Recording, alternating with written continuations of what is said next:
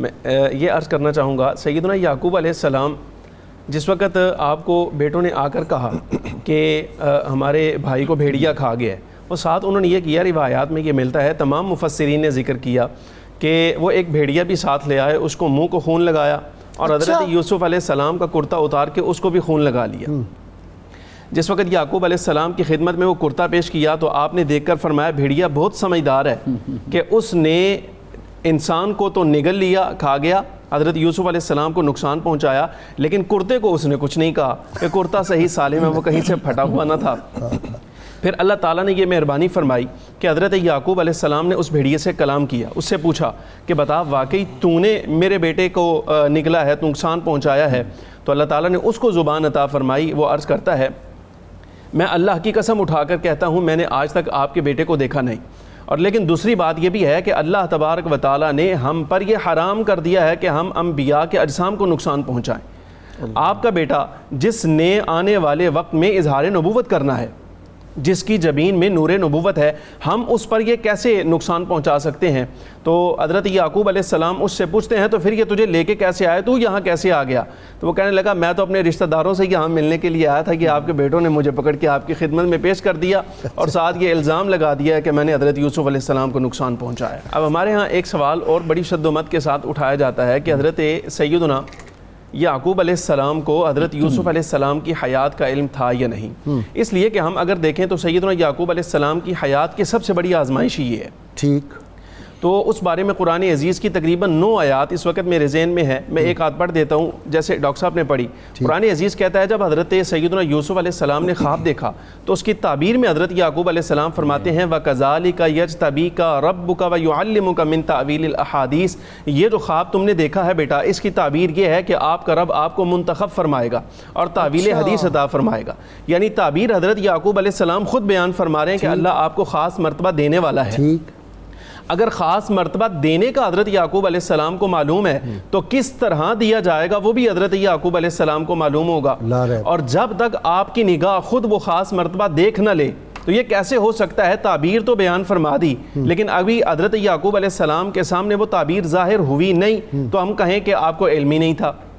تعبیر جو خود بیان فرما رہے ہیں۔ پھر بیٹوں نے جس وقت آ کے اجازت مانگی کہ آپ ہم پر حضرت یوسف کے بارے میں اعتماد نہیں کرتے تو فرمایا، وہ کہنے لگے کہ ان کو آپ ہمارے ساتھ بھیجیں، ہم کچھ کھائیں پئیں، کچھ سیر و تفریح کریں۔ تو حضرت یعقوب علیہ السلام کی دوسری آیت کا مفہوم ہے، فرماتے ہیں مجھے اس بات کا خدشہ ہے کہیں اس کو بھیڑیا نہ کھا جائے۔ اس سے بڑی نشانی کیا ہو سکتی؟ حضرت سیدنا یوسف علیہ السلام کی حیات کا علم تھا۔ قرآن عزیز کی بہت ساری آیات بلکہ نص موجود ہے، قرآن شریف کہتا ہے وَإِنَّهُ لَذُو عِلْمٍ لِمَا عَلَّمْنَاهُ، اللہ تعالیٰ فرماتا ہے بے شک حضرت یعقوب علیہ السلام ضرور علم والے ہیں اس کے ساتھ جو ہم نے ان کو علم عطا فرمایا۔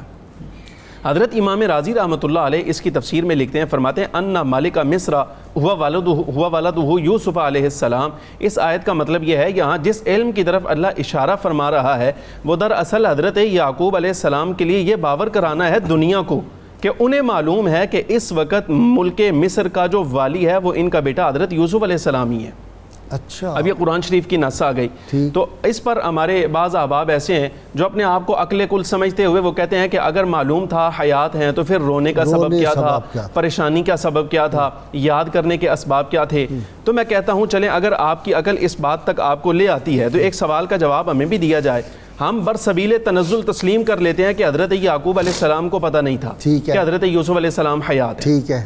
لیکن دوسری طرف حضرت یوسف علیہ السلام کو تو پتہ تھا کہ والد حیات ہیں، سبحان اللہ، سبحان، اور وہ والی مصر بھی رہے ہیں، میسج بھی بھیج رہے ہیں، اختیارات بھی ہیں، سب معاملات ہیں، اس کے باوجود حضرت یوسف علیہ السلام نے کوشش کیوں نہیں کی حضرت یعقوب علیہ السلام سے ملاقات کی؟ اور جو اس پریشانی کا اظہار آپ کر رہے ہیں وہ پریشانی حضرت یوسف علیہ السلام نے دور کیوں نہیں کی؟ زبردست آرگومنٹ، زبردست۔ اس کا مطلب یہ ہوا اگر حضرت یوسف علیہ السلام بھی خاموش ہیں، حضرت یعقوب علیہ السلام بھی صبر جمیل کہہ کے خاموشی اختیار فرما رہے ہیں اور صرف یاد فرما رہے ہیں، تو اس کا مطلب یہ ہے کہ دراصل 2 نبیوں کی اللہ تبارک و تعالیٰ اس فراق کے ساتھ آزمائش فرما رہا ہے اور اس فراق میں آزمائش سے جو کامیابی ہے وہ صبر پر ملنی ہے۔ اچھا، کہتے ہیں کہ اتنا وہ اشکبار ہوتے تھے کہ فرشتے بھی رونا شروع کر دیتے؟ جی بالکل، میں اس پر انشاءاللہ العزیز عرض کروں گا۔ جب ملاقات ہوئی تو اس پر تاریخ طبری والوں نے لکھا کہتے ہیں کہ حضرت یعقوب علیہ السلام جس وقت مصر میں داخل ہوئے تو تمام اولاد بھی تھی اور اپنے بیٹے یہوذا کے ساتھ آپ نے ٹیک لگائی ہوئی تھی. جب حضرت یوسف علیہ السلام کی سواری سامنے سے آئی تو وہ ظاہر ہے وہ جاہ و حشمت تھی, اس وقت آپ والی مصر تھے, تو آپ اپنے بیٹے سے کہتے ہیں یہ مصر کا جو حکمران ہے اس کی سواری آ رہی ہے. کہا جی نہیں, یہ آپ کے صاحبزادے حضرت یوسف علیہ السلام تشریف لا رہے ہیں اور یہ سارا پروٹوکول ان کا ہے. اب تشریف لائے تو حضرت یوسف علیہ السلام نے سلام کرنا چاہا. مجھے آج تک سلام کے اس سے بہتر لفظ نہیں ملے جو حضرت یعقوب علیہ السلام نے فرمائے. تاریخ طبری والے کہتے ہیں اس وقت حضرت جبریل امین علیہ السلام آئے اور آ کے سیدنا یوسف علیہ السلام کو روکا کہ آپ حضرت یعقوب علیہ السلام کو سلام میں پہل کرنے دیں, آپ ٹھہریں. تو ان الفاظ کے ساتھ کہا السلام علیکہ یا مذہب الاحزان, اے غموں کو دور کر دینے والے تجھ پر سلامتی ہو. یعنی مطلب یہ, اے وہ ذات جس کی ملاقات غموں کو بھلا دیتی ہے, پریشانی کو مٹا دیتی ہے, فراق کو ختم کر دیتی ہے, وہ ہمیشہ سلامت رہے. یہ حضرت یوسف علیہ السلام کے لیے حضرت سیدنا یعقوب علیہ السلام کے الفاظ.